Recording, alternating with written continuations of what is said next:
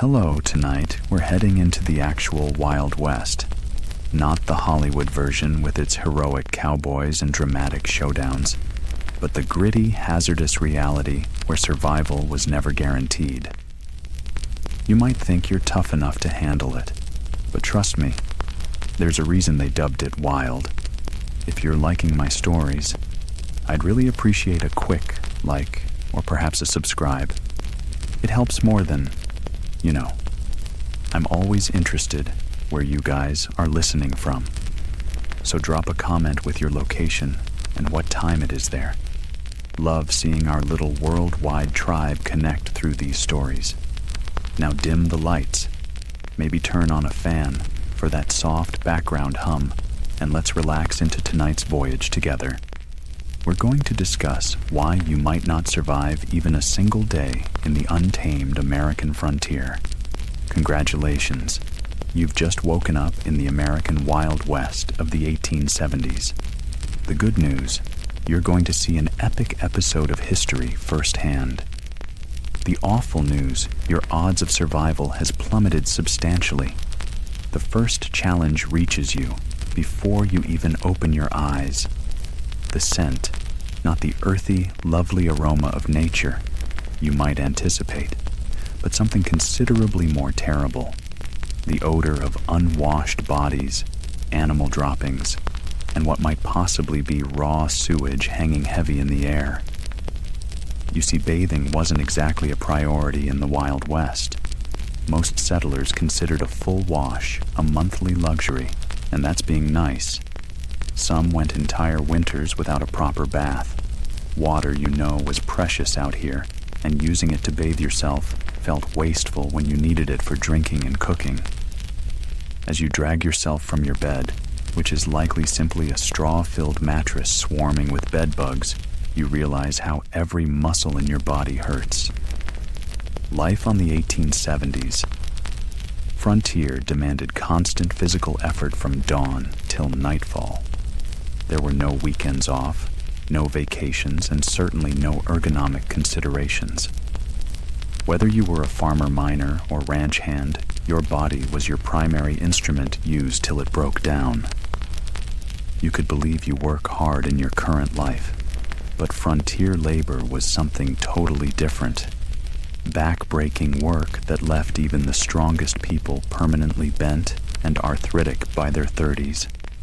Imagine spending 14 hours plowing fields, transporting water, chopping wood, or working deep underground in a mine shaft. No wonder the average lifetime was only about 35 years.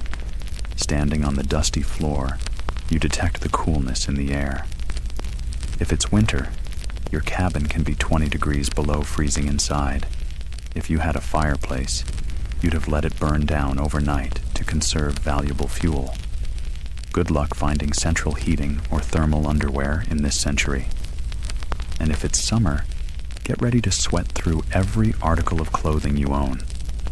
There was no escaping the elements in the Wild West. Speaking of clothing, forget comfort men typically possessed, maybe 2 sets of clothes. Rough canvas or denim pants and cotton shirts that chafed on the skin. Women wore numerous layers, regardless of the temperature. Schmeezy's corsets, petticoats, and long gowns that trailed in the dirt. Everything was scratchy, ill-fitting, and infrequently cleaned. Those extravagant clothing you've seen in Western movies, pure fiction. For the typical individual, your stomach growls, reminding you it's time for breakfast. Hope you enjoy beans, biscuits, and coffee, potentially for every meal. The Wild West cuisine was monotonous and nutritionally insufficient. Fresh fruits and vegetables were seasonal luxuries. Meat, when available, was generally preserved with salt or smoke because refrigeration didn't exist. Scurvy, a disease caused by vitamin C deficiency, when your gums bleed and your teeth fall out, was frequent among settlers, despite being easily avoidable with modern understanding. You may assume the coffee would at least be nice. Cowboys always seem to have a pot cooking in the movies, but what you're served barely matches what you'd recognize as coffee.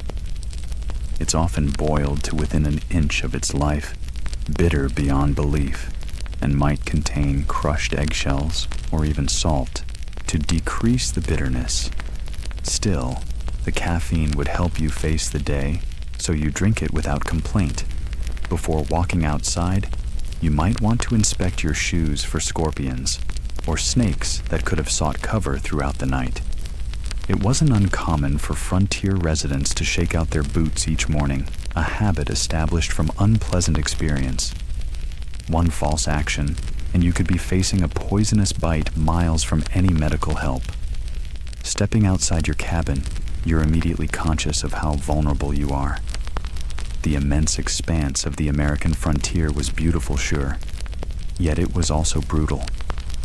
Extreme weather might appear with little notice. Blizzards, tornadoes, flash floods, or drought might all bring death for the unprepared. The sky could be clear now, but that could change in minutes. If you've landed in a frontier town, you might assume civilization gives some security. In some ways, that's true. In others, it only brings different hazards. Towns in the Wild West were hotbeds of sickness. Without proper sewage systems or understanding of germ theory, ailments spread fast through communities. Cholera, typhoid, smallpox, diphtheria, and tuberculosis were continuous hazards. An infection could wipe out half a town in weeks. Speaking about towns, let's imagine you decide to visit one today. As you approach, you see there's a notable lack of the orderly layout you may anticipate. Many Western towns arose spontaneously, with buildings placed wherever convenient, frequently without sufficient planning or infrastructure. The streets aren't paved, but are instead dirt roads that morph into mud pools when it rains and dust bowls when it's dry. The fragrance hits you again harsher. Now horse excrement is omnipresent because horses are the main transportation. There are no street cleaners or sanitation departments. In some locations, the piled garbage could be knee-deep in heavily trafficked regions. Flies swarm around you, and you comprehend why sickness spreads so quickly here. As you proceed down the main street, you pass the saloon, possibly one of the busiest venues in town. Contrary to Hollywood portrayals, saloons weren't elegant venues with swinging doors and piano players. Most were rudimentary. One-room structures with rough board bars and basic furniture. The booze given wasn't good. Whiskey matured in oak barrels, but raw alcohol often blended with tobacco juice, pepper, turpentine, or even gunpowder to give it extra kick. A single drink may blind you if you were unlucky. The saloon depicts another dangerous facet of frontier life violence. These places were frequently sites of lethal conflicts, not because of formal duels or showdowns, but because of drunken disagreements that developed swiftly in a heavily armed environment. The romanticized gunfights of Western movies were unusual. Most violence was hasty, disorganized, and about petty concerns. Speaking of being armed, you'll notice practically everyone carries a weapon of some form, but not for the reasons you might expect. While personal protection was clearly a factor, weapons were primarily used for hunting defense from wildlife and sometimes for signaling. The constant threat from bears, wolves, cougars, and deadly snakes made going unarmed unwise, especially while traveling between villages. You might be shocked to find that many frontier communities actually had strong gun control regulations. Places like Dodge City, Kansas, and Tombstone, Arizona, asked visitors to surrender their firearms when entering town limits. The famed gunfight at the OK Corral originally started because the Clanton gang failed to comply with Tombstone's weapons ordinance. Despite what you've seen in movies, quick-draw gems in the middle of the street were very rare. Most shootings were ambushes or happened during robberies. The expert gunslinger facing off against an opponent at high noon is mostly a Hollywood invention. Real frontier violence was generally spontaneous, chaotic, and lacking any sense of respect or justice. As you continue your trek, you pass the local doctor's office. Medical care in the 1870s frontier would horrify you. Most doctors had little or no professional training. Surgical procedures were conducted without anesthesia beyond alcohol or opium, and sterilization was nearly unknown. Something as simple as an infected cut could lead to amputation or death. Common remedies included bloodletting mercury compounds, arsenic, and other toxic substances that sometimes did more harm than good women in labor. Faced death rates as high as 1 in 4 in remote places. Dentistry involved extraction, without anesthetic, using rudimentary tools. Most patients suffered from terrible dental ailments for years before finally losing their teeth. If you were hurt or fell ill on the border, your survival typically depended more on chance than medical intervention. Even small injuries could become life-threatening owing to infection. Broken bones might never heal correctly, leaving frontier folk with lifelong pain and incapacity. The classic statement, "Only the strong survive," had actual meaning in the Wild West. Your stomach growls again, and you realize it's time for lunch. You head to the local restaurant, which is likely simply an extension of someone's home where meals are offered for a price. The meal isn't much more diversified than your morning. Meat is tough and often spoiled. Despite heavy smoking or salting, vegetables, if available, are overcooked to mush. Food safety standards don't exist, so dysentery and food poisoning are common occurrences. Or while eating, you overhear conversations about recent Indian attacks, outlaw gangs, or the danger of traveling alone. While Native American violence against settlers was significantly less common than portrayed in popular culture, in fact, settlers in the US military were far more likely to be the aggressors. The frontier was still an area of conflict. The systematic relocation of indigenous peoples caused tensions that sometimes spilled into violence on both sides. As for outlaws, they were a significant concern, particularly in isolated locations. Law enforcement was scant, with a single sheriff sometimes responsible for thousands of square miles. In many regions, justice was handled through vigilante action rather than formal legal proceedings. Lynch mobs were prevalent, and the principle of innocent until proven guilty often didn't apply. If you were suspected of horse stealing or cattle rustling, you might find yourself hanging from a tree before dusk. Regardless of your true guilt or innocence, after lunch, you decide to visit the neighborhood basics shop to fill up on goods. The costs shock you.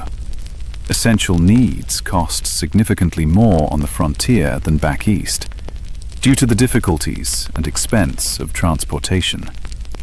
A simple can of peaches might cost the equivalent of $20 in today's money. Many immigrants spent most of their resources on critical goods, with little left over for comfort or pleasure. The store offers another look into frontier reality: the solitude. Mail delivery was irregular and unreliable. Newspapers can be weeks or months out of date. Information travels slowly, and you might go years without news from family back east. Many settlers never saw their relatives again after migrating west. The psychological toll of this seclusion leads to high incidents of depression, drunkenness, and suicide among frontier inhabitants. As the day wears on, you notice gloomy clouds building on the horizon. Weather on the frontier wasn't only uncomfortable, it could be fatal. Without contemporary forecasting, storms arrived with little warning. Blizzards might strand passengers, resulting to freezing fatalities. Tornadoes destroyed large neighborhoods with no emergency services to aid survivors. Flash floods swept out wagon trains. Droughts damaged crops and caused famine. If you were lucky enough to have a proper home, it gave minimal protection. Most frontier houses were hastily made using whatever materials were available. Sod huts on the plains, log cabins in forested regions, or simple wooden constructions in towns. None were particularly effective against harsh weather. Winter temperatures inside might plunge below fouls agree. Freezing summer heat was often oppressive, especially in attics or upper floors where many people slept.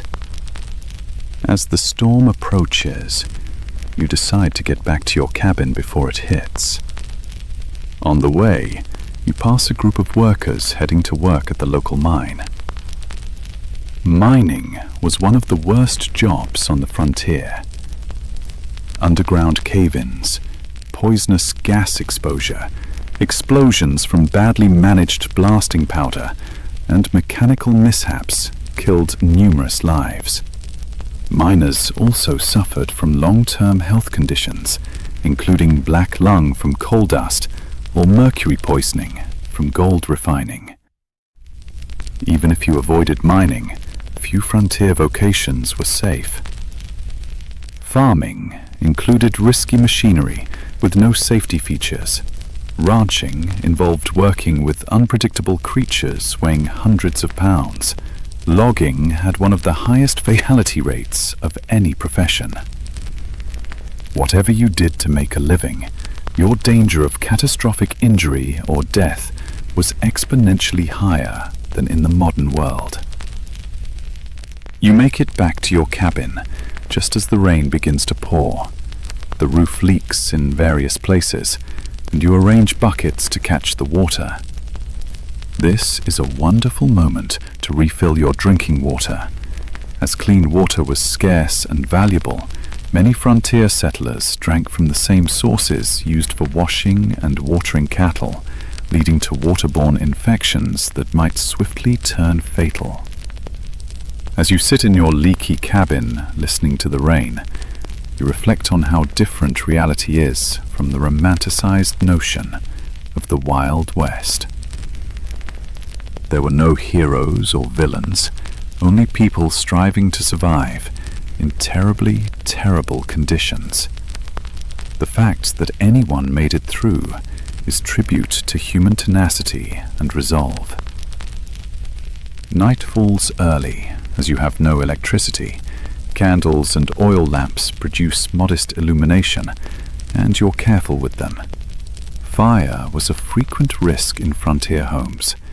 A single spark may mean losing everything, with no fire department to contact for aid. Many towns burned to the ground at least once in their history. You prepare for bed, fatigued from just one day in the Wild West. Your muscles ache, your stomach is disturbed from the new cuisine, and your mind is distracted by the continual alertness required to stay alive.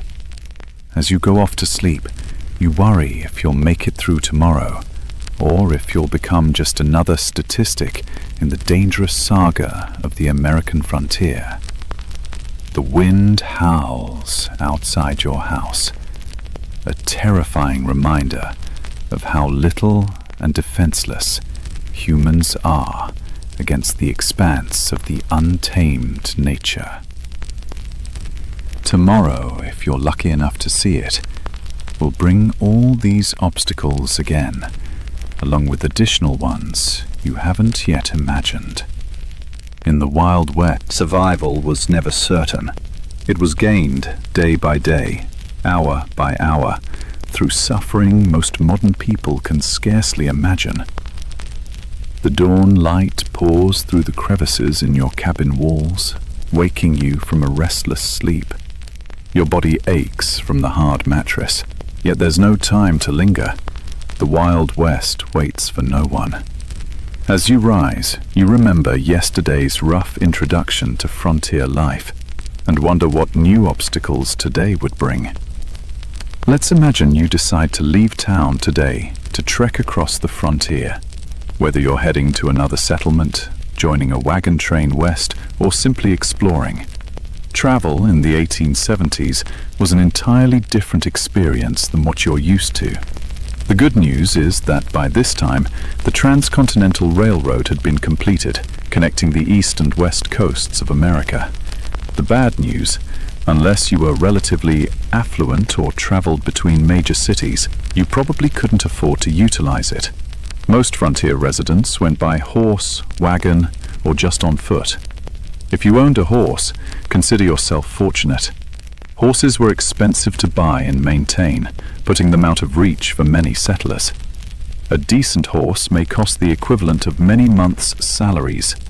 Then you needed saddles, bridles, feed, and veterinary care, though veterinary care often meant slaughtering the animal if it injured a leg or had certain conditions. Riding itself was no pleasure cruise. Saddles of the 1870s weren't made for comfort, but for utility. Hours on the saddle left even experienced riders with blisters and aching muscles, and if your horse panicked at a snake or startling noise, which happened regularly, you might easily be thrown, maybe suffering broken bones, or worse, miles from any aid. If you couldn't afford a horse, you might travel by wagon. Forget the idyllic image of pioneers merrily rolling across virgin prairies. Wagon travel was brutally uncomfortable. The vehicles had no suspension system beyond the tiny give in wooden wheels, meaning you felt every rock, rut, and hole in the trail. The continual rocking created wagon sickness, similar to seasickness, leaving people nauseated and unpleasant. Roads, if they existed at all, were typically only dirt pathways cut by earlier travelers. After rain, they become muddy quagmires where carts may sink axle deep.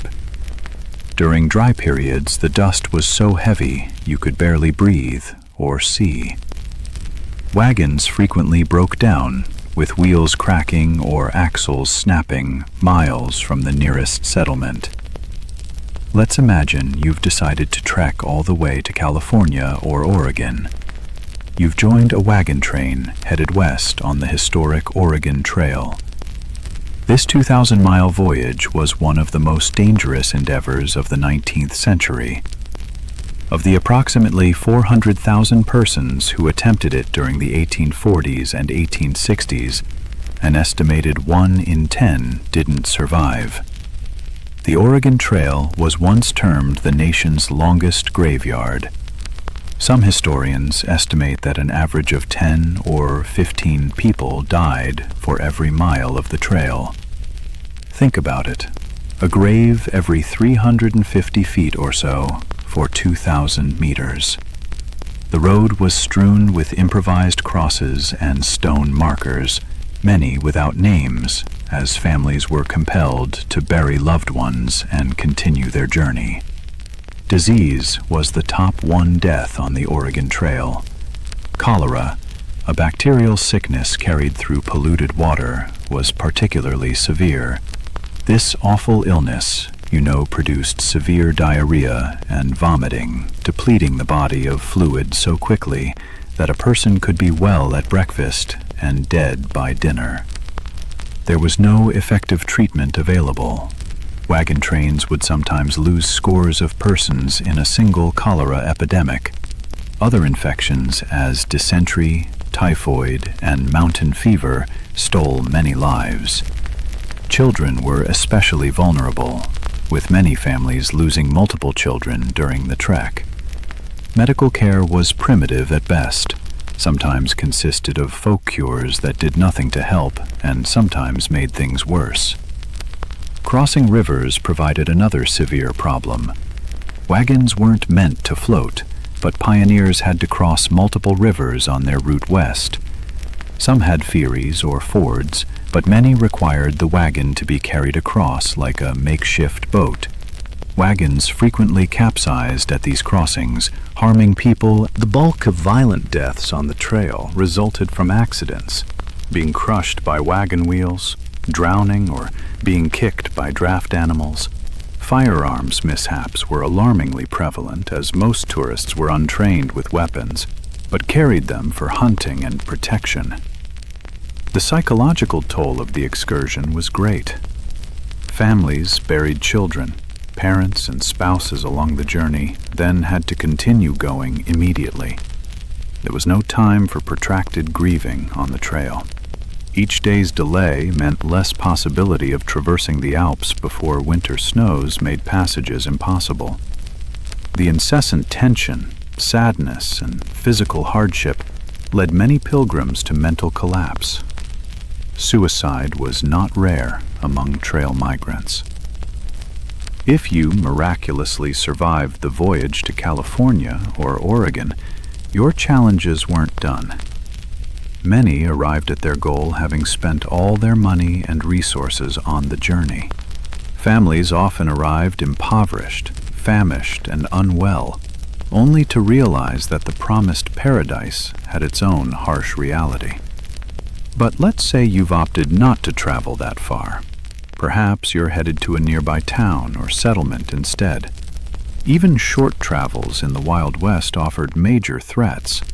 Travelers might encounter outlaws who considered lone horsemen or small groups as easy targets.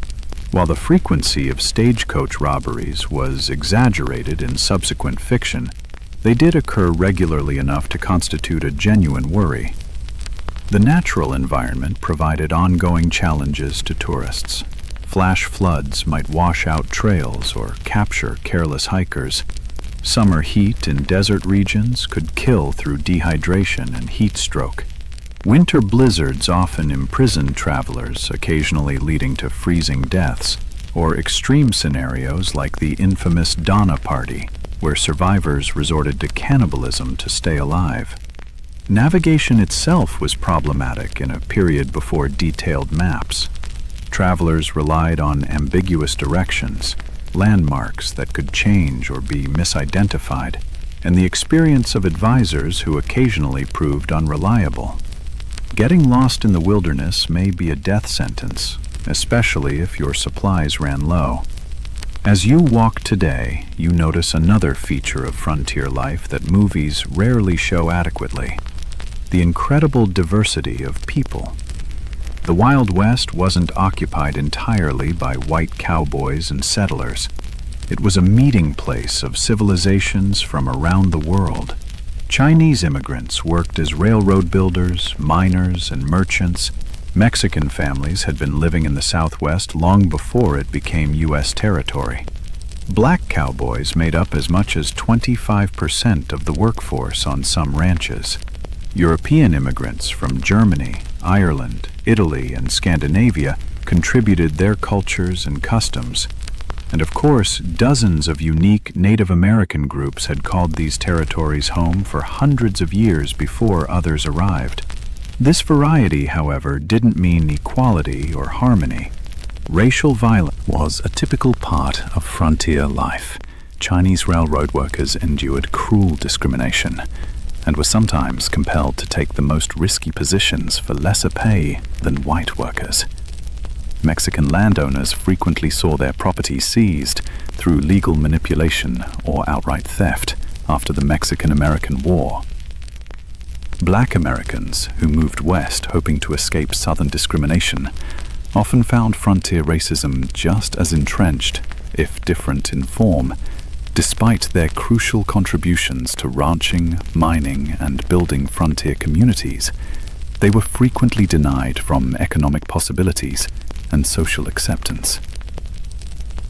For Native Americans, the expansion of white settlement was nothing short of disastrous. The indigenous population of North America, originally numbering roughly 15 million people, had been decimated to fewer than 300,000 by 1900. Disease warfare, forced migration, and the deliberate elimination of their food supplies, particularly the buffalo, destroyed countless tribes and nations. U.S. government policies continuously forced Native Americans from their natural lands into reservations, frequently in regions with low soil and few resources. Treaties were often breached when significant resources were discovered on tribal areas. Native children were taken from their families and placed in boarding schools aimed to destroy their cultural identity, functioning under the principle of kill the Indian, save the man. The idealized cowboys versus Indians themes of subsequent films dramatically distorted the intricate interactions between settlers and indigenous peoples. Many original nations first tried to accommodate newcomers and adjust to changing circumstances. Violence generally occurred after repeated treaty violations, encroachment on tribal territories, or planned provocations. As you continue your journey, you ponder another group whose experience varies markedly from Hollywood depictions: women on the frontier. Far from the helpless damsels or school moms of Western movies, frontier women faced tremendously rigorous physical labor while navigating tight societal expectations. On homesteads and farms, women not only handled typical domestic responsibilities like cooking, cleaning, childcare, and making clothing, but also worked in the fields, managed livestock, and defended the property when necessary. Their job often started before dawn and ended long after dark, with few, if any, days of relaxation. A frontier woman might need to plow fields in the morning, birth a neighbor's newborn at midday, fight off predators threatening the livestock in the afternoon, and still make meals and care for her own children throughout. Many women became widows young, owing to the risky nature of frontier life, and had to run farms or enterprises alone while raising children.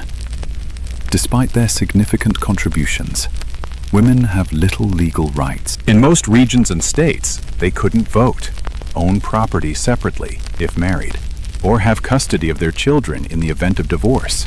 Domestic violence was considered a private problem, with no legal remedies available to victims. For unmarried women, options were severely constrained. Teaching was one of the few respectable occupations.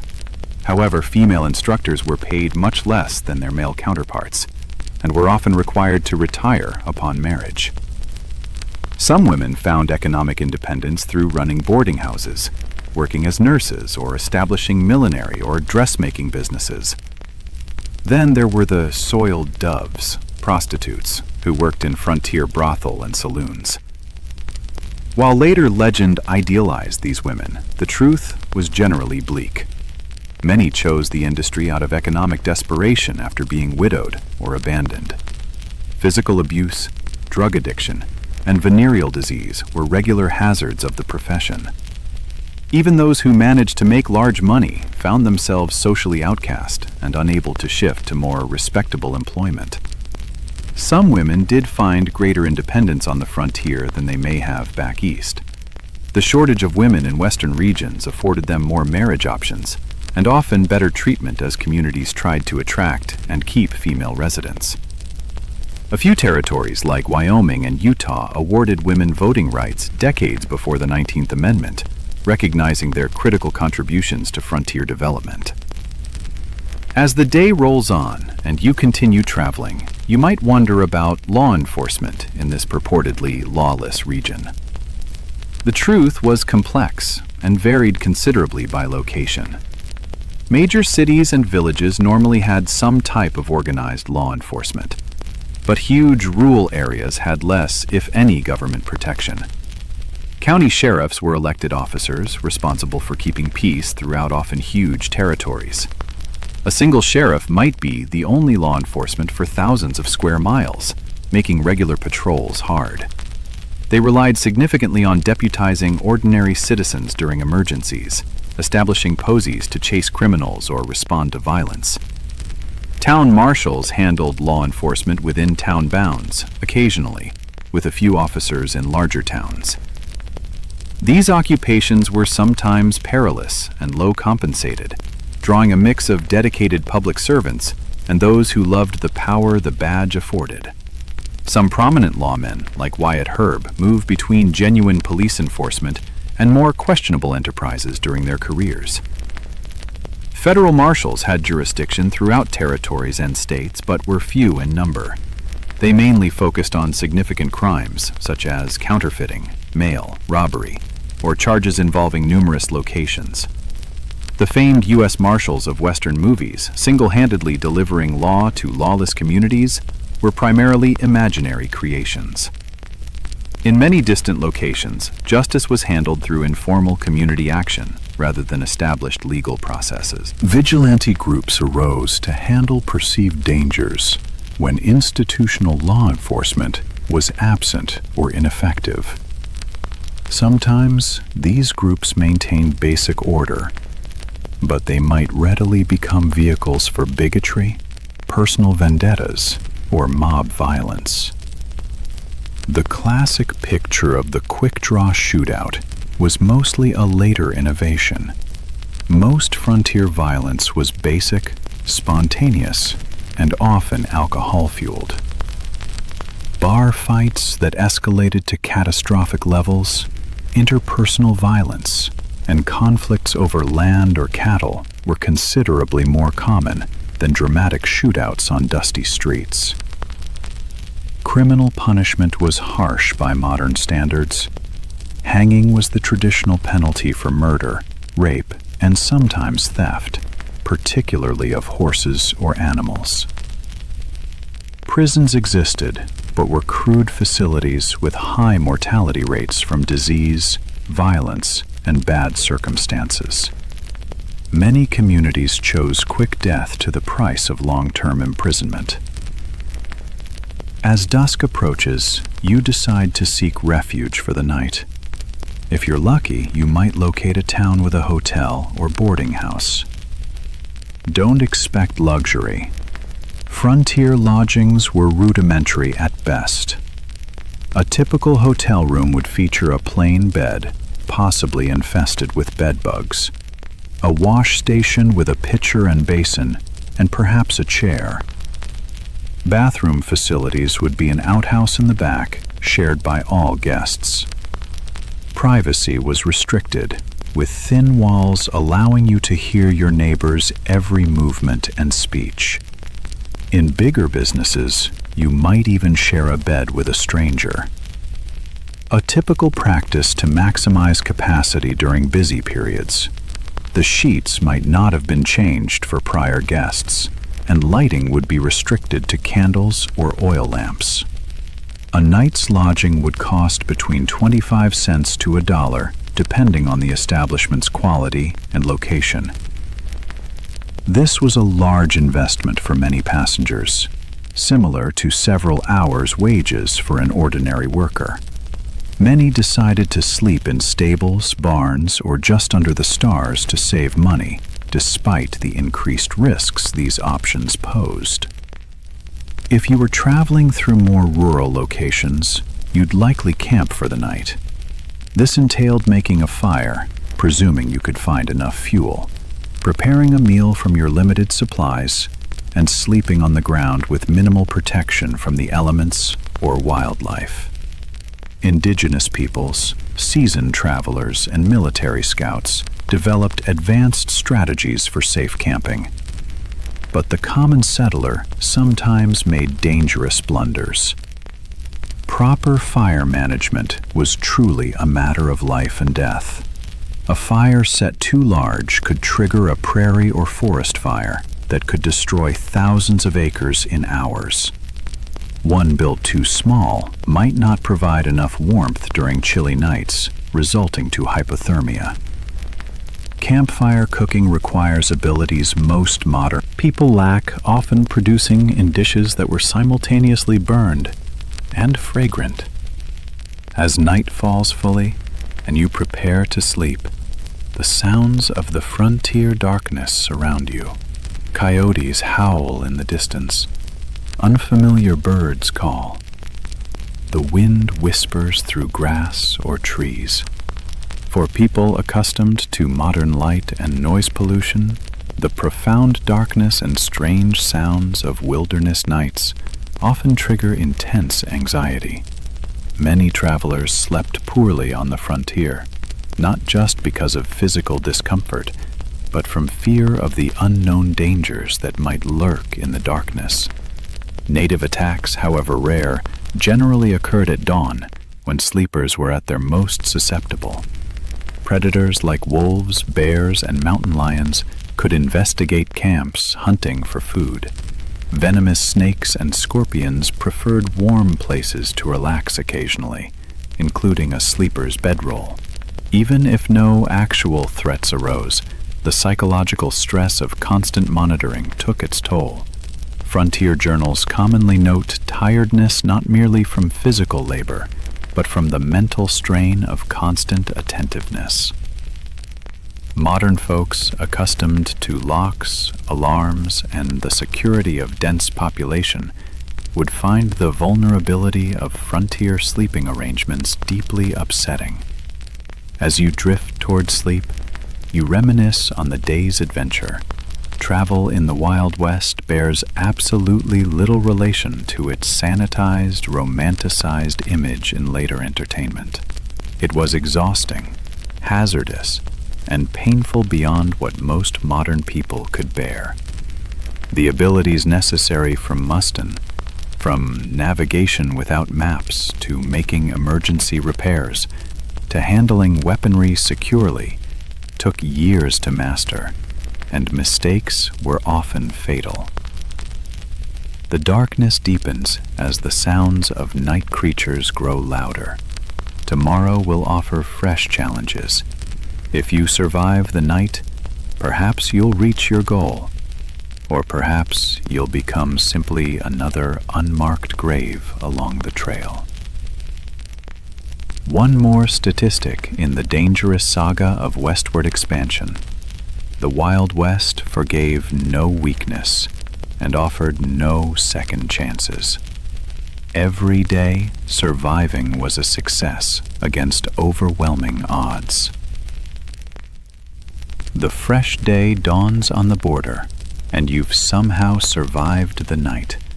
A win in itself in the Wild West. As you rub the sleep from your eyes and stretch your sore muscles, you wonder what route your frontier experience might take. Today, perhaps, you'll try your luck at one of the burgeoning mining towns where fortunes are purportedly produced overnight. You've heard stories of the California gold rush, the Nevada silver strikes, and the Colorado mining booms. Tales of regular folks finding nuggets the size of chicken eggs and getting wealthy overnight have drawn hundreds of thousands west. What these legends don't reveal are the grim reality awaiting those who seek mineral aspirations. Let's imagine you decide to try your hand at mining. What would that truly entail? First, you'd need to stake a claim, which entails discovering unclaimed land with prospective mineral reserves, increasingly difficult by the 1870s as the easiest and richest areas were claimed years earlier. If you were lucky enough to find a promising spot, you'd need to register your claim at the nearest government office and pay the required fees, which could be substantial. Then, the real work would begin, and it was some of the most physically demanding labor imaginable for placer mining. Searching for loose gold in streams. You'd spend hours hunched down in freezing cold mountain water, sifting through silt with a pan or soul box. Your hands would split and bleed from repeated exposure to water and abrasive materials. Your back would ache from the crouched position. And after all that effort, you'd be lucky to unearth a few tiny flakes of gold worth cents. If you proceeded into hard rock mining, digging for veins of metal in the mountains, the dangers rose tenfold. Delving into unstable rock without contemporary safety equipment or engineering understanding led to numerous cave-ins that crushed miners where they stood. Poorly ventilated mines, loaded with hazardous gases like carbon monoxide, odorless but deadly, smothering miners who had no warning of the risk. Lasting with black powder or dynamite to blast through rock was very hazardous. Miners frequently lost fingers, hands, eyes, or lives when charges detonated prematurely or flung rock shards became deadly projectiles. The tremendous boom and relentless banging of blasting left many with serious hearing loss. Even if you avoided acute calamities, the long-term health repercussions were catastrophic. Miners constantly inhaled fine rock dust, leading to silicosis, a severe lung condition that progressively killed its victims. Mercury, used in gold processing, caused neurological damage, tremors, and mental impairment. Those working in copper or lead mines received poisonous metals that accumulated in their bodies, causing chronic sickness and early death. The mining sector of the 1870s had essentially no safety controls or oversight. Mine owners prioritized profit over worker well-being, and injuries were considered an anticipated part of the job. Medical care for injured miners was inadequate and often ineffective. A serious injury typically meant the end of a miner's career and livelihood, with no disability support or workers' compensation available. For all these risks and hardships, what was the likely reward? Despite the mythology of the lucky prospector, the vast majority of miners barely earned subsistence wages. By the 1870s, most worked for huge mining firms rather than independently earning to toast $3 for a tough 10 to 12-hour day.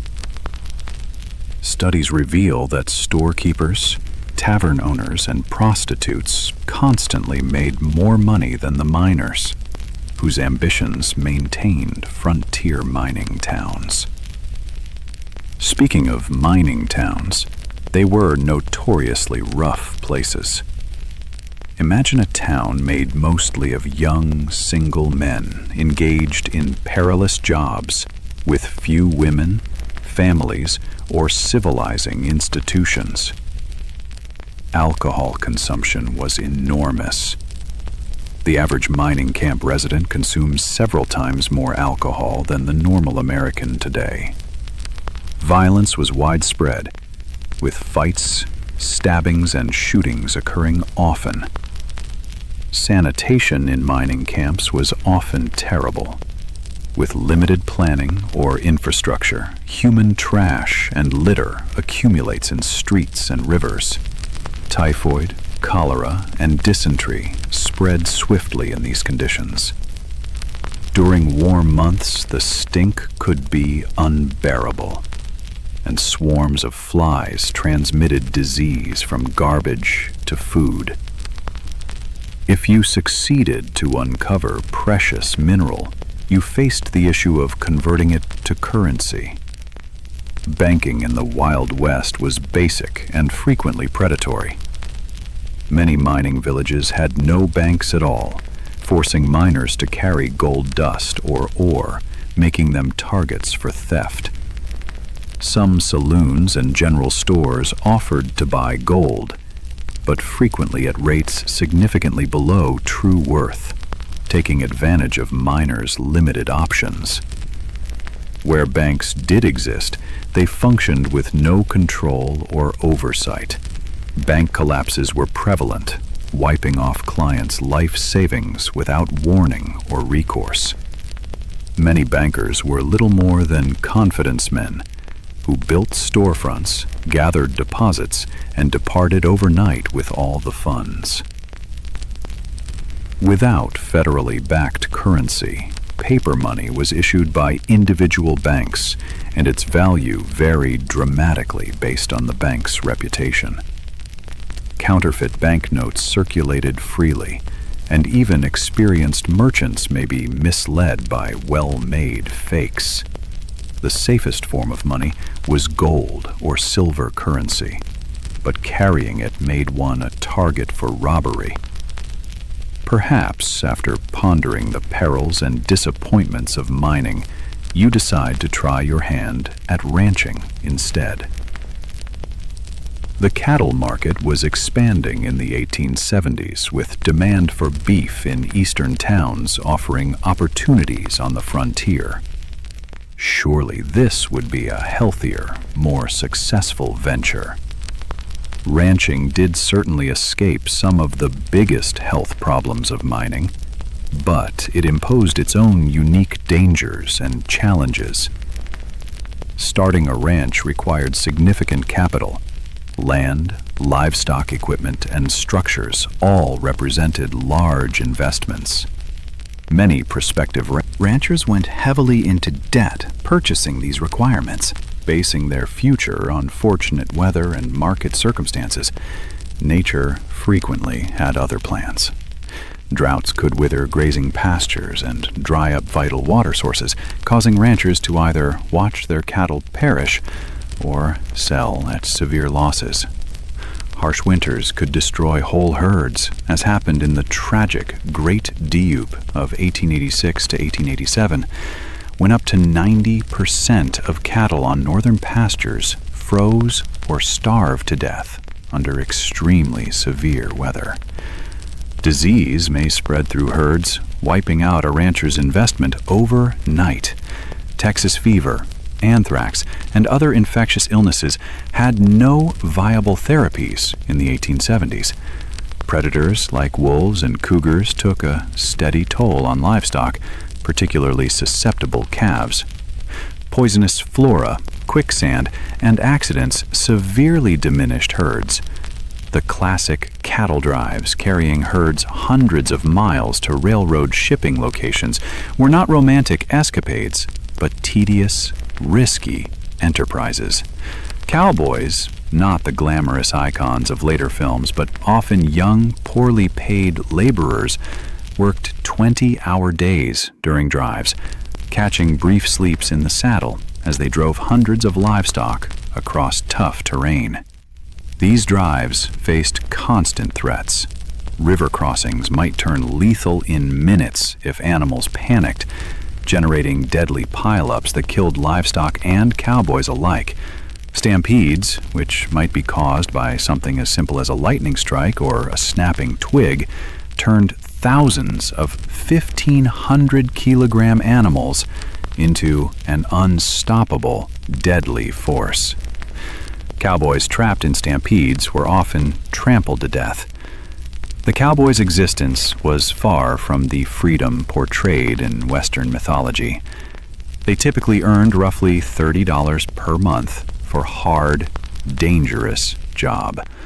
Most were relatively young males, sometimes teenagers, from disadvantaged families with little other options. A considerable number were black, Mexican, or mixed-race individuals, enduring discrimination that hindered their chances elsewhere. Their nutrition on the trek consisted mostly of beans, salt pork, and biscuits, with minimal fresh food. Medical care was restricted to whatever the trail cook might know about traditional medicines. Injuries frequent in such perilous employment often went undiagnosed until they became life-threatening. Many cowboys died young from injury exposure or violence. Perhaps ranching doesn't appeal after all. What about farming? Surely providing food, the most fundamental of human activities, would offer a more secure and less risky way of living on the frontier. The Homestead Act of 1862 had opened enormous areas of the West to colonization, granting 160 acres free to anyone who would live on and improve the property for 5 years. This felt like an extraordinary opportunity, a chance for people with little money to become landowners and develop independent careers. The reality was considerably more tough than the promise. First 160 acres might sound substantial, but in the arid regions that comprised majority of the available land, it was sometimes insufficient to maintain a family. Traditional Eastern farming practices failed in these areas where rainfall was a tenth of what pioneers were accustomed to. Many settlers had little experience of dry farming techniques needed for success in these places. Starting a frontier farm took great physical labor. The first duty was creating shelter, often a sod hut on the treeless plains. Made by cutting and stacking lush prairie turf, these sodets were dark, damp buildings that leaked when it rained, housed insects and snakes, and disintegrated without frequent upkeep. Then came the back-breaking job of breaking the soil for planting. Prairie sod held together by strong grass roots that had formed over generations was incredibly difficult to plow with the tools accessible to most settlers. It could take a year or more only to prepare a few acres for planting. The task was so physically taxing that it permanently injured many farmers' bodies. Once crops were planted, farmers faced threats from every way. Drought might wither plants before harvest. Torrential rains could sweep away seedlings or flood farms.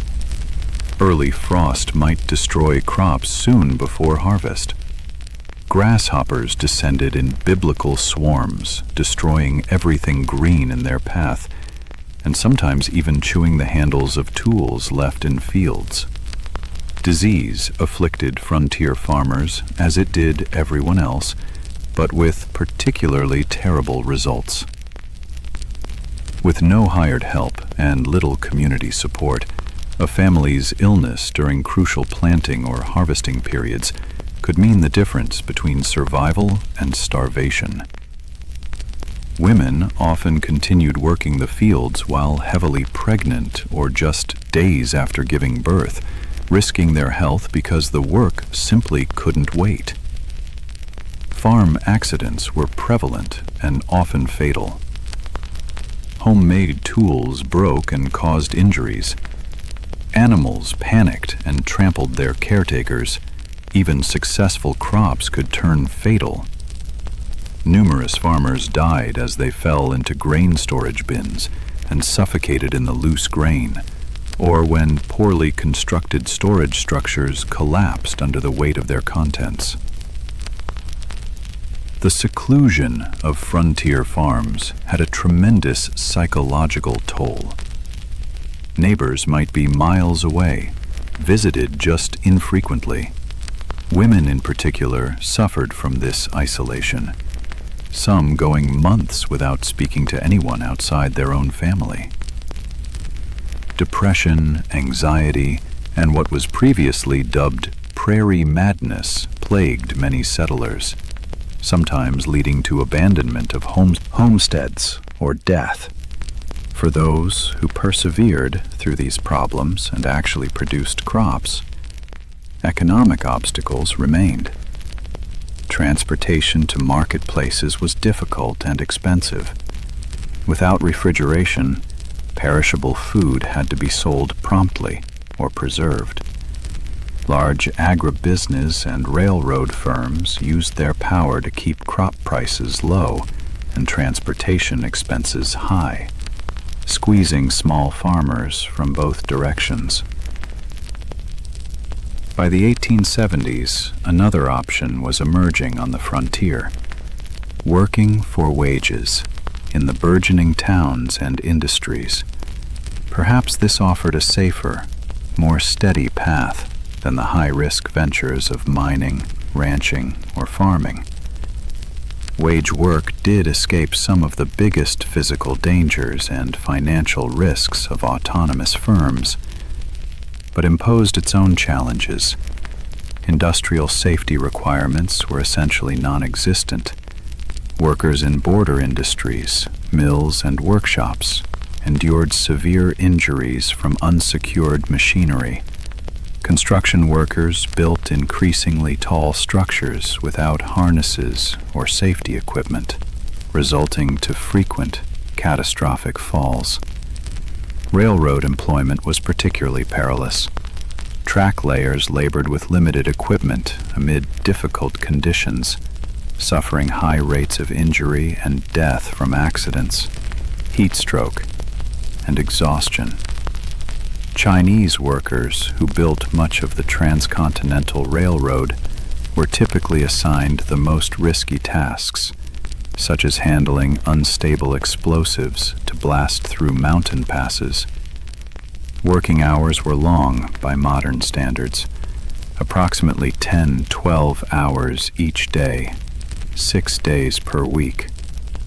Pay was low, with most workers just receiving subsistence earnings. Child labor was popular, with youngsters as young as 8 or 9 working alongside adults in numerous industries, frequently experiencing greater injury rates due to their size and inexperience. Workers had essentially no legal safeguards. Employers could terminate workers without cause, decrease wages arbitrarily, or withhold compensation entirely. Those who protested or attempted to organize for better circumstances faced blacklisting, being tagged as troublemakers who no other employer in the region would hire. Company towns, settlements where a single company owned all housing and businesses, were widespread in mining and lumber districts.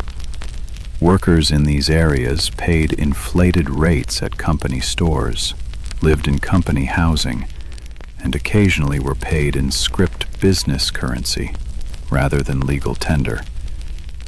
This established a sort of debt bondage where workers could never save enough to escape the system. Whether you mined, ranched, farmed, or worked for wages, frontier life molded your experiences in ways modern people would find unsettling. Perhaps most apparent was the relationship with time, not the neatly defined minutes and hours of our digital world, but a more fluid reality guided by sunshine, seasons, and natural rhythms. Without electric lights, most people awakened before dawn and slept shortly after dusk, their active hours growing and shrinking with the seasons. Work wasn't measured in 8-hour shifts, but by activities that needed completion. Fields plowed, livestock moved, or extracted. During harvest or roundup, people could work from early light till well after dark for weeks without a break. During winter, many agricultural workers experienced periods of relative inactivity when fields lay dormant or cattle needed minimal attention. The concept of punctuality, so important to modern life, had less importance on the frontier. With few clocks and limited need for precise timing in most activities, people worked on approximate schedules. Stagecoaches and later trains introduced more accurate timers to the West. But outside these specific contexts, morning or after dinner were sufficiently specific time designations for most reasons. Entertainment and leisure looked nothing like their modern equivalents.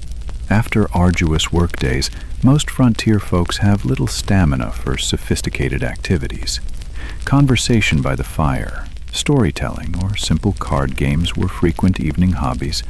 Music was popular when instruments and talented musicians were available, with fiddles, harmonists, and guitars providing accompaniment for social dances. Reading material was important and regularly shared around entire communities. A single book might be read aloud to gatherings of neighbors or transmitted from family to family until it fell apart from use. Newspapers, when accessible, were read repeatedly, with every advertisement and note studied for information about the larger world. Organized sports existed, but in simpler versions than today. Baseball was gaining popularity, played with limited equipment on temporary fields. Horse racing, wrestling, and shooting events gave both entertainment and opportunities to exhibit essential talents. Children played activities that required little or no equipment: tag, hide and seek, and versions of stickball that could be played with found objects. Holidays and community events took on considerable importance as uncommon opportunity for socializing and enjoyment. 4th of July activities could gather people from miles around for picnics, speeches, games, and dancing. Harvest festivals recognized the successful completion of the year's most essential work. Religious holidays gave both blessing spiritual meaning and joyful getaways from routine. As the day draws to a close, you find yourself musing on the unrelenting trials of frontier life.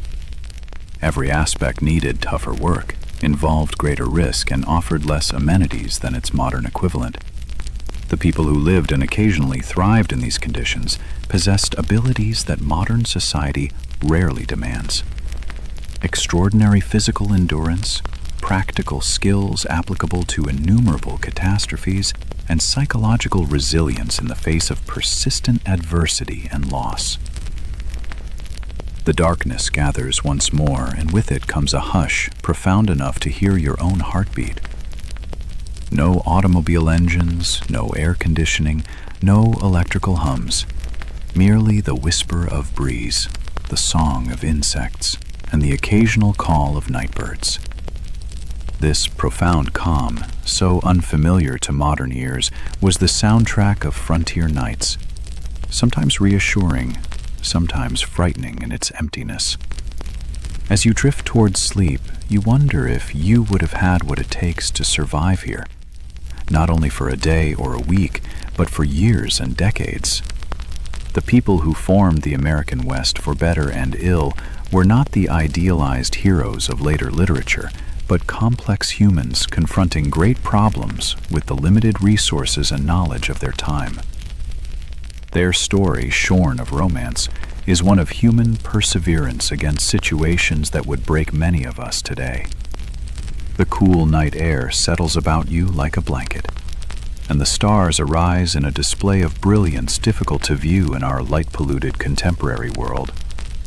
This, at least, is one pure beauty the people of the frontier experienced that few today can completely comprehend. The breathtaking sweep of the Milky Way across a truly dark sky, connecting them to the same cosmic spectacle their ancestors had seen for countless generations. Morning arrives again in the Wild West, and with it comes hunger, a permanent friend on the frontier. Food in the 1870s West bore little similarity to the variety handy diet you're accustomed to in the present world. Let's explore what keeping yourself fed would actually require in this difficult climate. The good news is that game was still relatively plentiful in many regions. Deer, elk, rabbit, and other birds could augment your meal if you had the abilities to hunt them. The bad news, hunting required ammunition, which was expensive and might be needed for protection. It also demanded time away from other necessary duties, making it a luxury many settlers couldn't afford during busy seasons. Most frontier households relied mainly on goods they could farm, preserve, or purchase in bulk. The basics of the frontier diet were beans, corn, and pork, dense in calories but boring and nutritionally incomplete. Fresh fruits and vegetables were available only in season, a few months at most, and winter diets typically comprised no fresh produce whatsoever. This lack of dietary variety leads to widespread nutritional deficits. Scurvy, induced by vitamin C deficiency, was widespread throughout winter and early spring when no fresh produce was available. The symptoms: bleeding gums, loosening teeth, joint pain, and eventually death were well known but impossible to treat with available resources. Other deficient illnesses hindered growth in children and created numerous chronic health problems in adults. Food preservation was a constant problem and vital survival skill. Without refrigeration, meat needed to be consumed fast or preserved through smoking, salting, or drying. These treatments inhibited bacterial development but radically affected flavors and textures while lowering nutritional value. The significant salt content in preserved foods leads to high blood pressure and other health issues. Women spent great amounts of time conserving food while it was available for use during scarce periods. Vegetables were pickled in vinegar or fermented. Fruits were dried or preserved with sugar if available. Root vegetables might be stored in root cellars, underground compartments that maintained cool temperatures. These preservation efforts were not discretionary activities, but vital survival labor that might determine whether a family would eat during winter. Food storage offered its own issues. Properly prepared, preserved foods might last months or perhaps years, while faulty practices led to deterioration and even lethal food poisoning. Additionally, stored food attracted pests. Rats, rodents, and insects destroyed chunks of most stockpiled food supplies, and their droppings polluted what remained. Most frontier families simply accepted a certain amount of bug pieces and mouse droppings in their flour, beans, and other basics as unavoidable. Cooking itself was significantly more labor-intensive than modern people can easily realize. Meals were made over open hearths or wood-burning stoves that required regular care and fuel. In forests, sparse prairie regions, ladies and children might spend hours picking buffalo chips, dried dung, or bent grass to burn as cooking fuel. Water had to be transported from wells or streams, typically hundreds of pounds each day for cooking, cleaning, and drinking. Even with these efforts, meals lacked the variety and flavor profiles modern consumers anticipate. Spices were pricey luxury, used sparingly if at all. Sugar and coffee were valued products, typically hoarded for special occasions. Fresh milk was available only if a family maintained a cow, and during only part of the year when the cow was producing.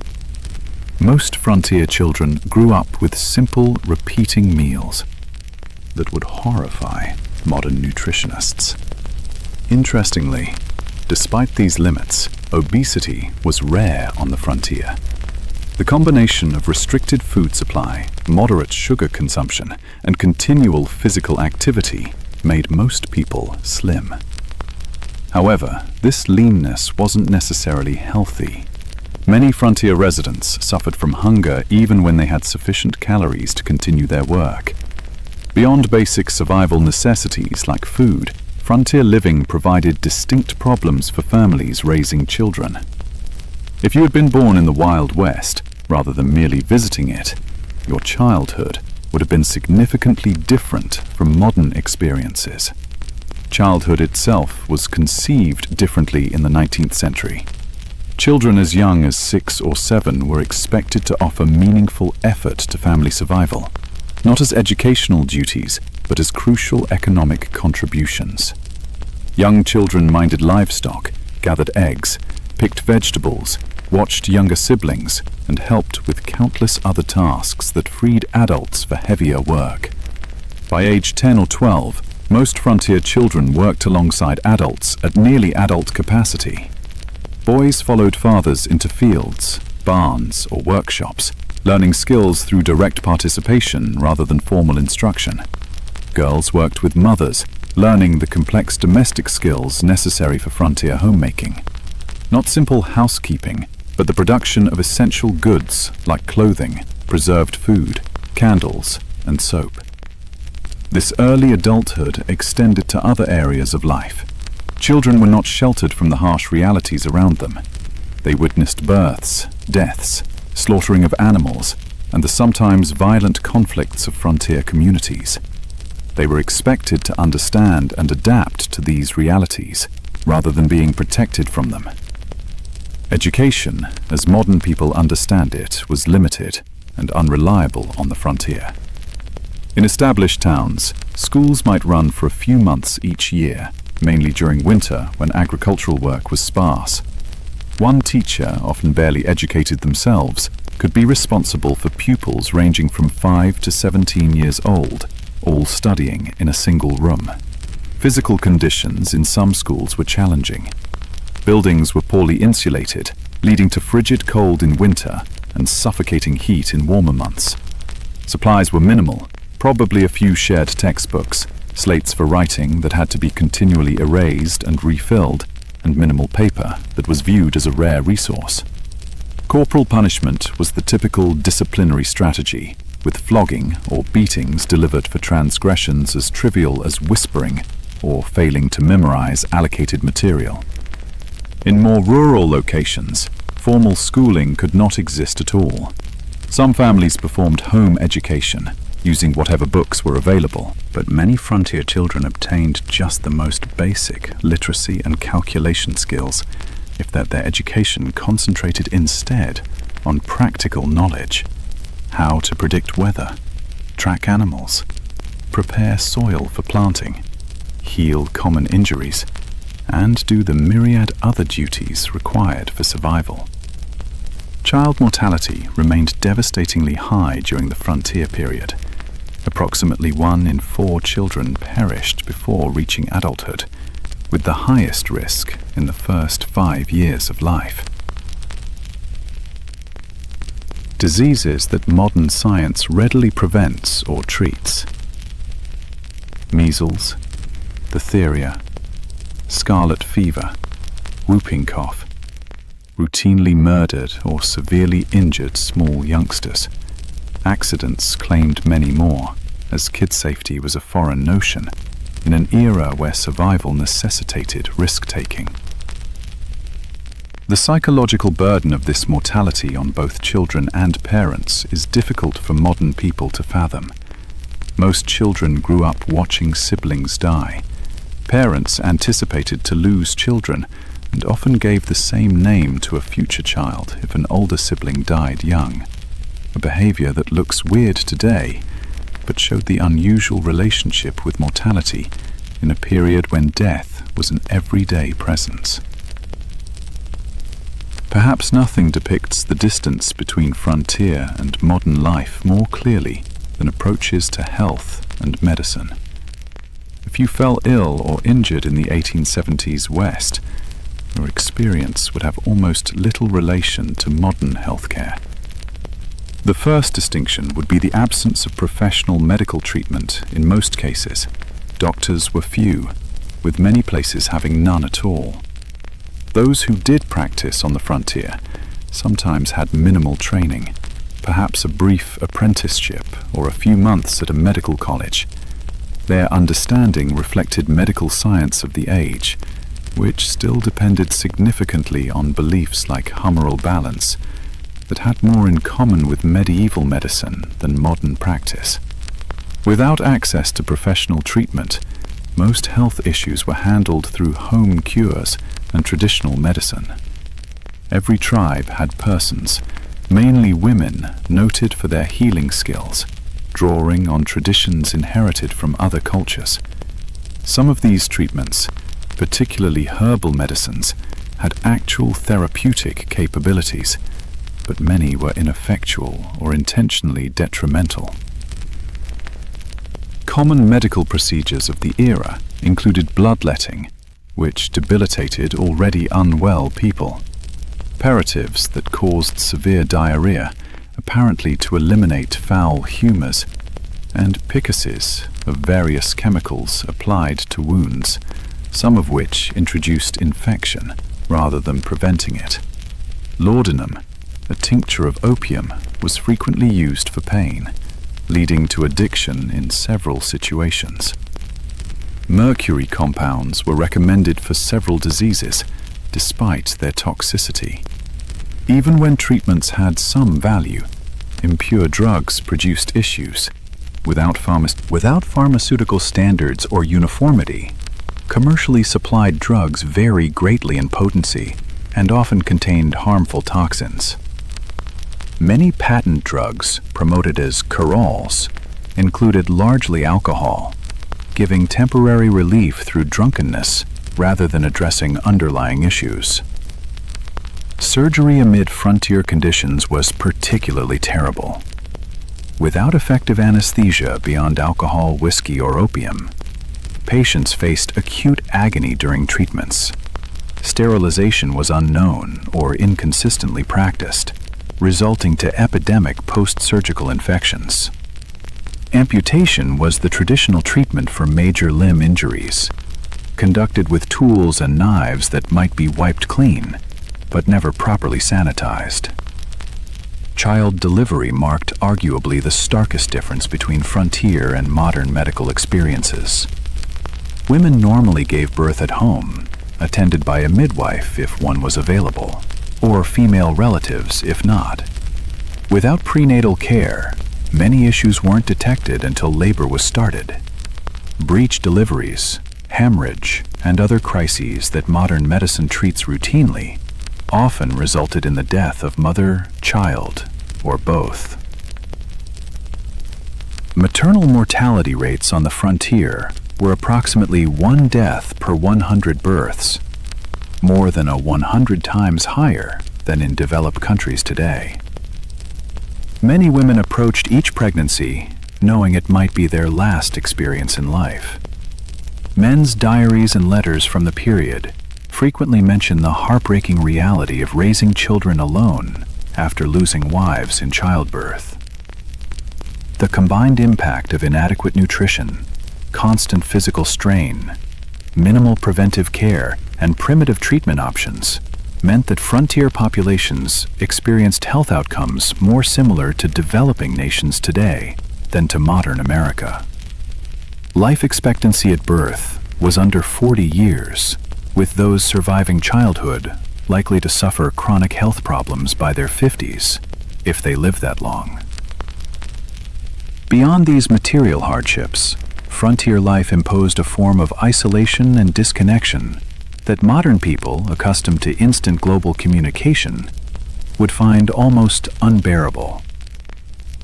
This isolation impacted frontier psychology and society in profound ways. Communication with distant family or friends occurred at the speed of physical transportation. Letters took weeks or months to reach recipients, if they arrived at all. News spread slowly and unreliably, often warped via retelling. Major events might not become recognized in remote locations until months after they occurred. This information vacuum resulted to a highly localized worldview, where distant events seemed abstract and insignificant compared to current community concerns. The solitude was particularly tough for those accustomed to more settled environments. Women who had grown up with tight female connections and family networks often found themselves alone for days or weeks. Husbands traveled for supplies or employment. Their diaries regularly express debilitating loneliness and the psychological strain of having no adult discourse for extended periods. This solitude occasionally led to what contemporary reports labeled prairie madness, severe sadness, anxiety, and even insanity, produced by the mix of isolation, relentless job and environmental challenges. Some disturbed individuals turned angry against family members or committed suicide. Others simply abandoned their homesteads and returned east, unable to handle the psychological weight of frontier life.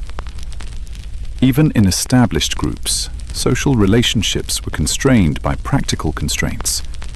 Visiting neighbors would mean traveling several miles each way, a substantial task when time was important and transportation limited to foot or horseback. Formal social events were scarce, typically centered around church services, seasonal celebrations, or community work events like barn raisings or harvest festivals. Churches had a key role in frontier communities beyond their spiritual function. They operated as social hubs, educational centers, and mutual aid societies. Even those with minimal religious commitment often engaged in church activities for the community connection they provided. Religious leaders, ministers, priests, or lay preachers regularly took on positions much beyond religious guidance, functioning as teachers, dispute mediators, and community organizers. The formation of community institutions signified major milestones in frontier expansion. Building a school, chapel, or meeting hall signified a commitment to permanent settlement rather than momentary exploitation. These institutions helped turn mining camps or trading posts into towns with communal identities and shared futures. The emergence of local governments, rudimentary as they frequently were, similarly characterized shifts from frontier turmoil to established communities. Frontier communities also developed particular types of mutual aid and collective action necessary for survival in adverse situations. Barn raisings and home raisings allowed families to achieve enormous construction undertakings unachievable for individual households. Harvest workers walked from field to farm, ensuring crops were gathered before weather could harm them. Spontaneous search parties formed when children went missing. These cooperative traditions reflected the practical truth that no individual or family could survive the frontier exclusively by self-reliance. This collective interdependence existed alongside the individualism that later became mythologized in frontier narratives. Both aspects were necessary responses to frontier conditions: self-reliance for everyday survival, community collaboration for issues beyond. Individual capacity. The friction between these principles established frontier culture and continues to impact American attitudes toward government, community, and individual responsibility. As another day in the Wild West draws to a close, you find yourself considering the mental and emotional endurance required to endure such conditions year after year. The people who populated the American frontier weren't superhuman. They suffered, struggled, and even broke under the constant weight of their surroundings. But many adapted and endured, acquiring talents and perspectives that allowed them to find significance and even joy amid suffering. The darkness creeps about you once more, bringing with it the profound calm of the pre-industrial night. The day's adventures have given you a glimpse into a world both familiar and utterly strange. A world where survival requires continual monitoring, where comfort was scarce and luxury nearly non-existent, where death was an everyday friend rather than a distant stranger. As sleep approaches, you ponder about the folks who chose this life, or had it imposed upon them by circumstance. What drove them west? What supported them through blizzards, droughts, disease, and loss? What would they think of the world their hardships helped build? A world of prosperity and stability beyond anything they could have dreamed, built on foundations they created through grueling labor and innumerable sacrifices. The questions follow you into dreams filled with endless prairies, towering mountains, and the faces of individuals who tamed the Wild West not through romantic gunfights, but by the quiet heroics of daily tenacity against insurmountable odds. Their story, stripped of Hollywood glitter and frontier mythology, stands as a monument to human adaptation and the amazing courage of ordinary people facing tremendous circumstances. Dawn breaks on what will be your final day in the Wild West. As the golden light flows across the landscape, you take a time to enjoy the raw beauty that brought so many westward. Despite the perils and tribulations, the frontier was a location of great natural magnificence. Vast grasslands, undulating like oceans, mountains scraping the sky, canyons falling into the earth's depths. This beauty, at least, wasn't a Hollywood fabrication. But even this engagement with the natural world differed dramatically from present environmental ideas. The frontier mentality viewed nature primarily as a resource to be conquered and used, rather than kept or protected. Timber was chopped without consideration for regeneration. Game was hunted to the point of extinction in many locations. Streams were diverted, contaminated, or destroyed for mining activities, with no concern for downstream repercussions.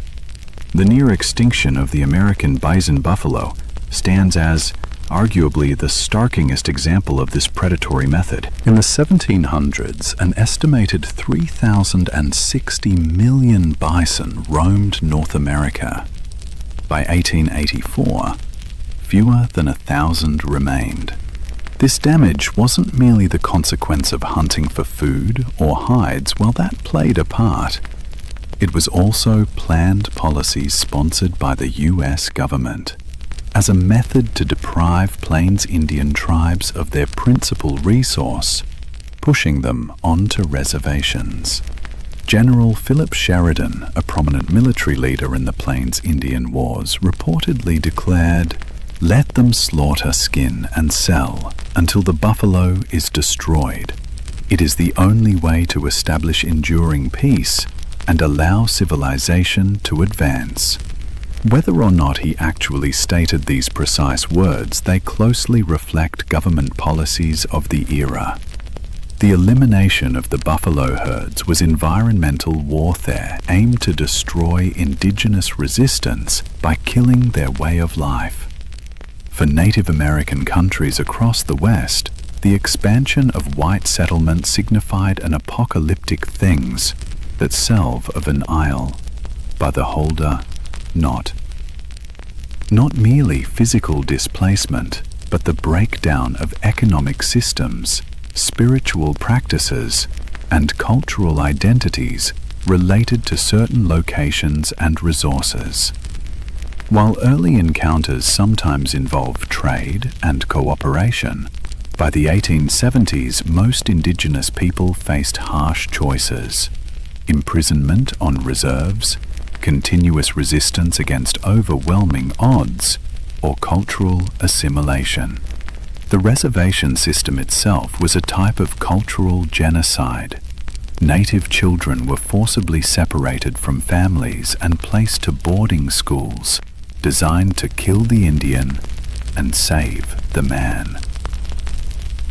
As Captain Richard H. Pratt, founder of the Kirill Indian Industrial School, reportedly stated, "These children had their hair cut short, were prevented from speaking their languages, practicing their religions, or keeping their cultural identities." The intergenerational trauma from these policies continues to afflict Native people today. Armed resistance to American expansion almost generally ended in defeat, but some communities retained independence longer than others. The Battle of the Little Bighorn in 1876, where combined Lakota, Northern Cheyenne, and Arapcho forces beat Lieutenant Colonel George Armstrong Custer's 8th Cavalry, constituted one of the final major indigenous successes. The succeeding military actions against these tribes were marked by growing violence, involving attacks on villages and the death of women and children. The tragedy of this cultural collision was heightened by the fact that many native nations had sophisticated agricultural systems, complex governance structures, and rich cultural traditions that could have offered valuable knowledge to European settlers. The different approaches to land use and ownership created fundamental misunderstandings. Many native people couldn't conceive of owning land any more than one could own the air, or stars, making treaty negotiations over territory fundamentally problematic from the start. These cultural disputes stretched beyond native white connections. The West was immensely diverse, with populations from around the world bringing different languages, religions, customs, and ways to frontier life. This diversity was both a strength, offering various skills and viewpoints, and a cause of stress in communities dealing with low resources and limited infrastructure. Chinese immigrants, who played key roles in building the Transcontinental Railroad and expanding mining operations, encountered particularly severe prejudice. The Chinese Exclusion Act of 1882, the first significant American law banning immigration based on nationality, emerged from anti-Chinese animosity that had festered for decades in Western areas. Chinese miners were frequently removed from productive claims by violence or arbitrary imposition of foreign miners' taxes. Chinese communities in frontier towns regularly faced riots and mass expulsions when economic conditions deteriorated. Mexican means many of whom had become U.S. citizens through territorial acquisition rather than immigration, similarly endured discrimination and displacement. Despite treaty protections preserving property rights following the Mexican-American War, many Mexican landowners saw their assets seized through legal trickery, intimidation, or outright fraud. Spanish-derived water rights systems that had functioned efficiently for generations were replaced with English common law procedures less suited to arid areas. Even European immigrants recognized that national and religious identities continued to be important on the frontier. Irish Catholics, German Lutheran, Scandinavian Protestants, Eastern European Jews. Each group tended to develop distinct groups and kept cultural practices from their homelands.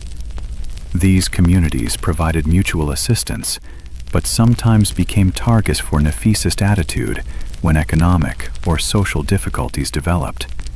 African Amines who moved west after the Civil War wanted to find freedom from Southern oppression, but sometimes experienced different forms of discrimination.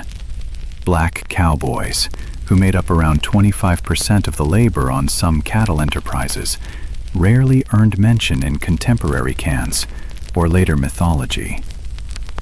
Black homesteaders founded towns in numerous western areas, but frequently met organized resistance from white neighbors and discriminatory implementation of homestead laws. The collision of these varied groups, each with their own values, customs, and expectations, generated frontier societies far more complicated and conflict-ridden than later romantic representations would suggest. The melting pot metaphor, prevalent in later American mythology, disguised at the audience both the persistent cultural heterogeneity of diverse populations and the power disparities that decided whose traditions would be preserved and whose would be suppressed. As the day progresses, you find yourself in a frontier town experiencing rapid metamorphosis. A change occurred across the West during the 1870s and 1880s. The original phase of colonization, typified by individual prospectors, independent farmers, and small-scale enterprises, was giving place to more organized corporate development of Western resources. The arrival of railroads expedited this change. The Transcontinental Railroad, constructed in 1869, substantially decreased travel time between East and West, from months to days. Subsequent branch lines entered previously isolated locations, connecting them to national markets and supply systems. This transportation revolution allowed large-scale exploitation of Western resources for Eastern manufacturers and enabled mass-reduced Eastern goods to flood Western marketplaces. These commercial ties facilitated the integration of Western areas into national networks, but often harmed small producers. Independent miners couldn't compete with huge mining businesses that introduced industrial procedures and capital investment. Family farmers struggled against agricultural businesses operating on huge acres. Small ranchers found themselves pressured by livestock conglomerates with investor support and political links. Corporate interests increasingly dominated political as well as economic systems. Railroad firms, mining conglomerates, forestry interests, and big landholders wielded considerable influence over territory and early state administrations. Water rights, mineral claims, grazing access, and timber concessions were distributed through mechanisms that often rewarded those with cash and political influence rather than small entrepreneurs or community interests. This move from frontier to integrated region wasn't merely economic, but cultural. the rough-edged mining camp or cattle town progressively established institutions that denoted permanence and link to larger society. Banks, schools, churches, newspapers, theaters, and fraternal organizations. Streets were surveyed and occasionally paved. Wooden constructions were replaced by brick and stone buildings.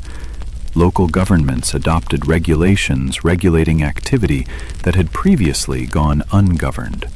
For many who had been attracted to the frontier precisely because of its freedom from Eastern limitations, these developments indicated undesirable domestication of the untamed regions.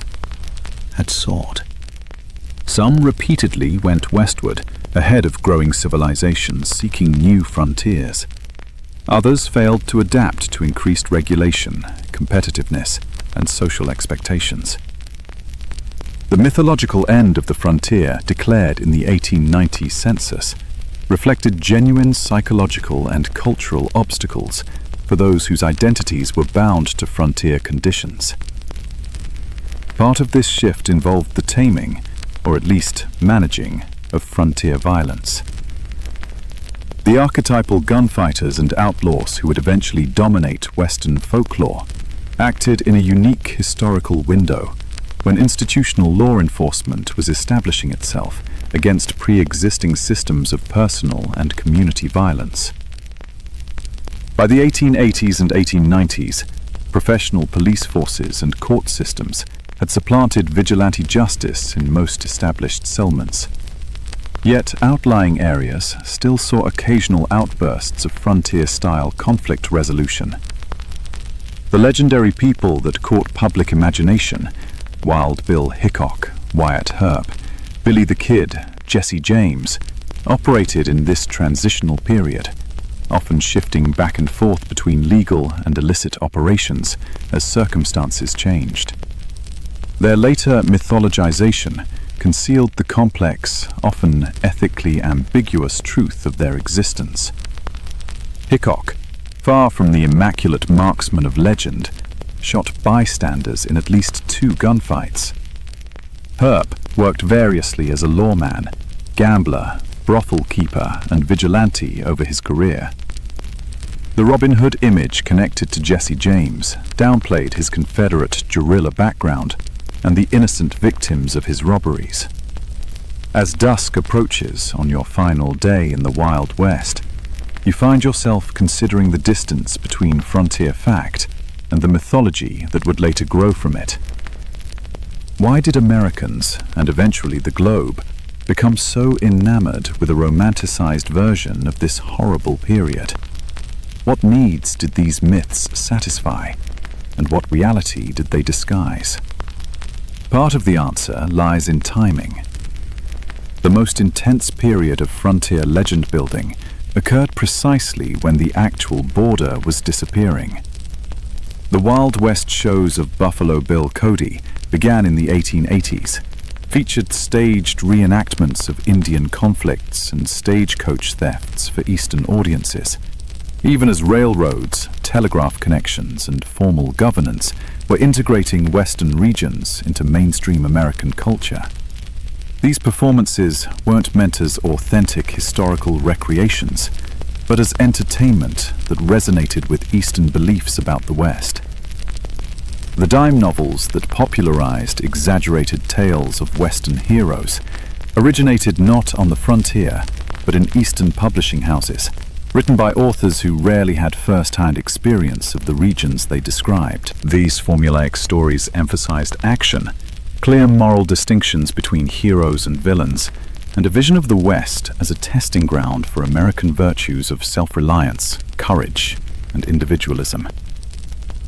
Later Hollywood westerns further refined and exaggerated these legendary components, generating famous images of lone cowboys, brave sheriffs, villainous criminals, and terrible Indians that had little resemblance to historical fact. These films served psychological and cultural functions beyond amusement, They presented soothing tales about American identity throughout moments of rapid social change and geopolitical concerns. The mythology argued that American character had been developed amid frontier settings, providing distinctive attributes that distinguished the nation from previous societies.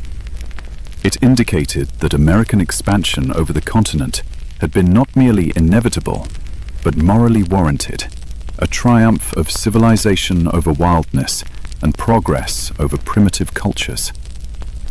It promoted simplistic moral frameworks where virtue constantly prevailed over evil through righteous aggression, justifying America's expanding military and economic supremacy on the world stage. What these myths disguised was the complex, morally problematic reality of Western growth. The extermination of indigenous peoples, the exploitation of immigrant labor, the environmental devastation, the corporate manipulation of political systems, and the severely divided community battling with fundamental questions about identity, governance, and resources. The actual West presented no clear moral precepts, but rather a case study in how human civilizations adapt to tough conditions, sometimes demonstrating incredible collaboration and ingenuity, occasionally sliding into exploitation and cruelty. As darkness falls once more, you think on your brief adventure through the unromanticized Wild West. You've witnessed personally why the average person today, accustomed to abundant food, medical care, physical safety, and countless comforts unknown to frontier inhabitants, would likely not survive even a single day in the genuine conditions of the 1870s frontier. The skills, knowledge, physical conditioning, and psychological endurance required for frontier survival constitute a way of life so remote from modern experience as to be nearly unfathomable. Yet, something about this planet continues to fascinate us. Perhaps it's the stark honesty of a life paired to fundamentals, where chores have direct repercussions and triumphs represent tangible victories against natural limits. Perhaps it's the community interdependence that arose from common struggles, establishing bonds that transcended differences in background or ideology. Perhaps it's simply the reminder that human beings can endure and even find purpose in conditions far harder than most of us will ever experience. The legacy of the American frontier extends beyond fiction into the physical structures and institutions that affect modern American life. Property laws, water rights, frameworks, federal, state ties, approaches to natural resources, and myriad other areas of American administration originated from frontier-era compromises and disputes. The diversity of Western towns, despite efforts at forced integration, contributed to the multicultural reality of modern America. Even the persisting contradictions between individual rights and collective welfare, local control and national standards, exploitation and conservation, have roots in frontier-era disputes. For indigenous peoples, the frontier era represents not a glorious chapter in national expansion, but the devastation of ancient lifeways and the beginning of a long struggle for cultural survival and sovereignty that continues today. Their perspective reminds us that the simple triumphalist narrative of Western settlement ignores the complex civilizations that already existed and the incalculable knowledge lost through their disruption. The most true view of the frontier necessitates holding many perspectives simultaneously, noting both the courage of people who constructed new towns in hard conditions and the devastation experienced by those displaced by this expansion. As you drift toward sleep on your final night in the Wild West, the sounds of this previous America surround you. the whisper of wind through grassland, grass, the faraway yelp of coyotes, perhaps the faint piano chords from a tavern down the street. These sensory impressions at least connected everybody who lived through this age. Regardless of background or circumstance, the huge skies, extreme weather, imposing landscapes, and profound silences affected everyone who encountered them, creating a shared affinity with the environment, even amid cultural disputes. Tomorrow you'll return to your own time, carrying with you a stronger grasp of this critical chapter in American history. You'll never again view a Western picture or read a frontier novel without realizing the sanitized, simplified version of a complex reality. You'll admire the incredible comfort and security of modern living, obtained via technical improvements unthinkable to frontier inhabitants. You might find yourself more aware of the skills and information lost in the move to our specialized technology-dependent society.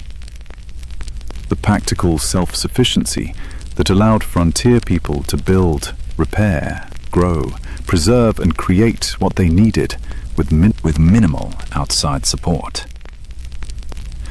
Most importantly, you'll understand that the real story of the American West isn't found in gunfights and gold strikes, but in the daily struggles of ordinary people, men, women, and children of diverse backgrounds who faced extraordinary challenges with the limited resources available to them.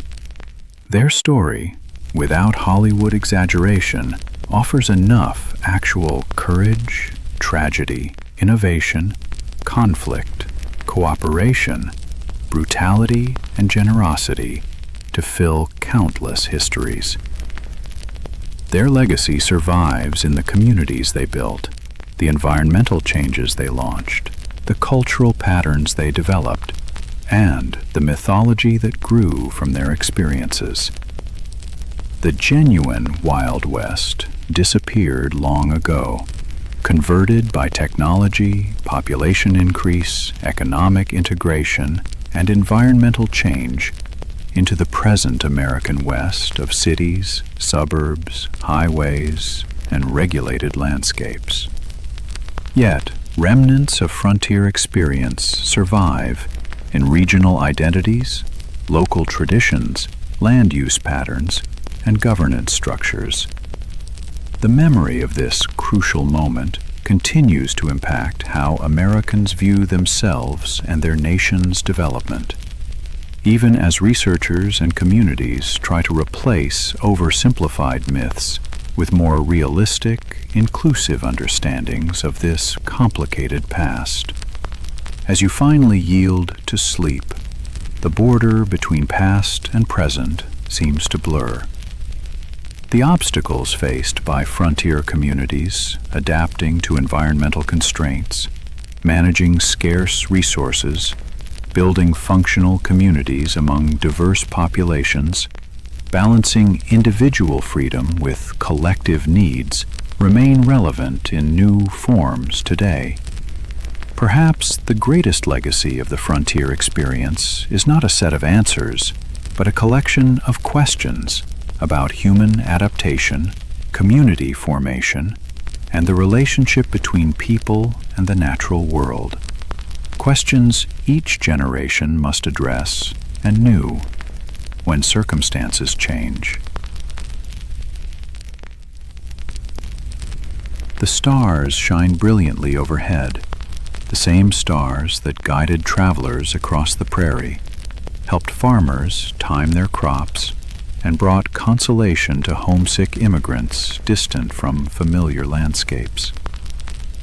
In this moment of connection across time, you feel a fleeting kinship with those who looked upon these same constellations a century and a half ago, wondering what tomorrow would bring in a world where survival was never guaranteed, but life, in all its harshness and beauty, was experienced with an intensity seldom matched in our more comfortable era. Sleep arrives at last, and with it, thoughts of a West both cruel and wonderful, a location where human weakness and resilience were portrayed in equal measure, where varied peoples interacted and occasionally cooperated in ways that would build a nation, and where the everyday struggle for existence contained moments of sublime connection with scenery of stunning beauty. The real Wild West, stripped of romantic illusion, offers a view into human experience at its most primitive, demanding, terrifying, and occasionally sublime.